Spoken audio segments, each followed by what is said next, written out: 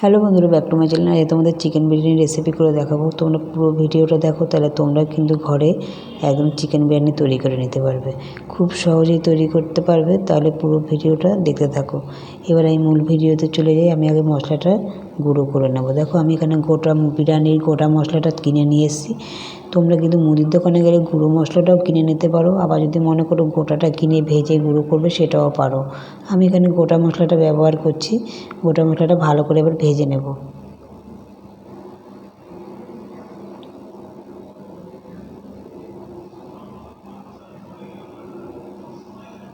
ভালো করে ভাজা হয়ে গেছে। এবার আমি মশলাটাকে তুলে নেব, তুলে ঠান্ডা করে মিক্সিতে গুঁড়ো করে নেব।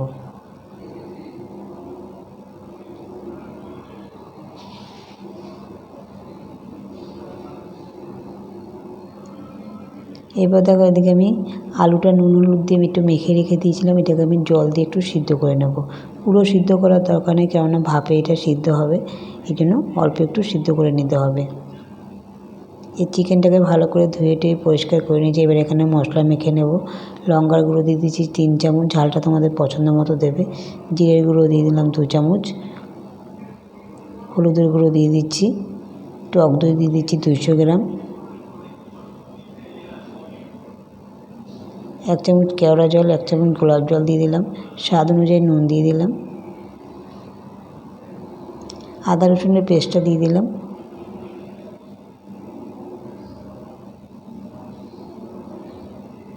এরপর আমি এখানে একটু সরষের তেল দেবো, দিয়ে ভালো করে এটাকে মেখে নেব।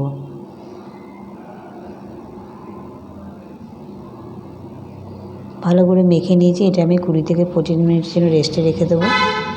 তারপর দেখো, গ্যাসে একটা কড়াই বসিয়ে দিয়েছি। কড়াইতে তেল দিয়ে দিলাম। তেলটা ভালো করে গরম করে নিয়ে এবার আমি পেস্তাগুলো ভেজে নেব। পেস্তাটা কিন্তু পুরো লাল করে ভেজে নিতে হবে। এদিকে দেখো, রাইসের জন্য আমি জলটাও বসিয়ে দিয়েছি। এবার আমি এখানে কিছু মশলা দিয়ে দেবো। গোটা দারচিনি, গোটা এলাচ, লবঙ্গ আর একটু নুন দিয়ে দেবো। নুনটা না দিলে রাইসটা পুরো আনউনা লাগবে, তাই নুনটা দিতে হবে। 1 চামচ কেওড়া জল দিয়ে দিলাম, 1 চামচ গোলাপ জল দিয়ে দিলাম। তাতে কী হয়, রাইসটা খুব দারুণ একটা সেন্ট বেরোবে। এদিকে দেখো, পেস্তাটাও আমার ভাজা হয়ে গেছে। পেস্তাটাকে তেল ঝরিয়ে ভালো করে তুলে নেব। পুরোটা থালের মধ্যে ছড়িয়ে রাখতে হবে। বাকিটাও ভেজে নেব। পেস্তাটা আমার ভাজা হয়ে গেছে, সব তুলে নিলাম। এরপর ওই তেলের মধ্যে আমি আলুটাকে একটু ভেজে নেব।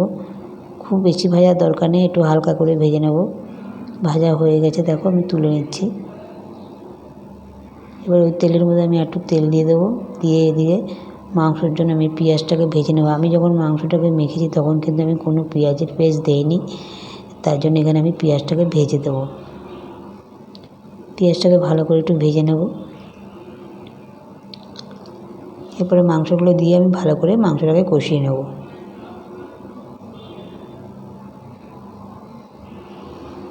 মাংসটাকে ভালো করে কষিয়ে নিতে হবে। এদিকে দেখো, রাইসটাও আমার হয়ে গেছে। রাইসটা কিন্তু 70% থেকে 80% সিদ্ধ করবে, বেশি সিদ্ধ করতে যাবে না, তাহলে রাইসটা কিন্তু গলে যাবে। রাইসটা আমার নামিয়ে ফেলেছি। এদিকে দেখো, হাঁড়িটাকে ভালো করে শুকিয়ে এরপরে আমি এটাকে ঘি মেখে নেব। ভালো করে চারিপাশে ঘি মেখে নিতে হবে হাঁড়িটার মধ্যে। ঘি মেখে এটার মধ্যে আমি 3টে লেয়ার দেব।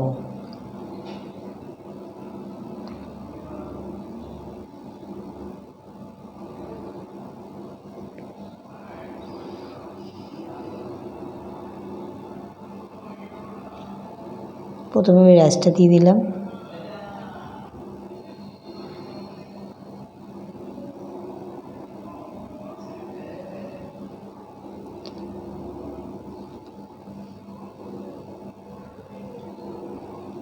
এরপরে মশলাটা দিয়ে দেবো।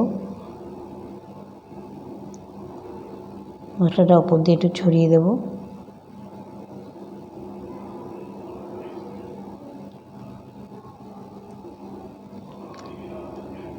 তারপর আমি দুধের মধ্যে যে কেওড়া জল আর গোলাপ জল মিশিয়ে রেখেছিলাম সেটা দিয়ে দেবো।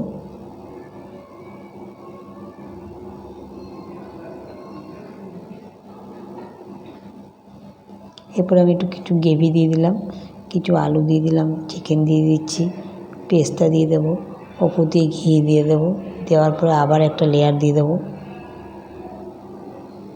এভাবে আমি 3টে লেয়ার দিয়ে দেবো।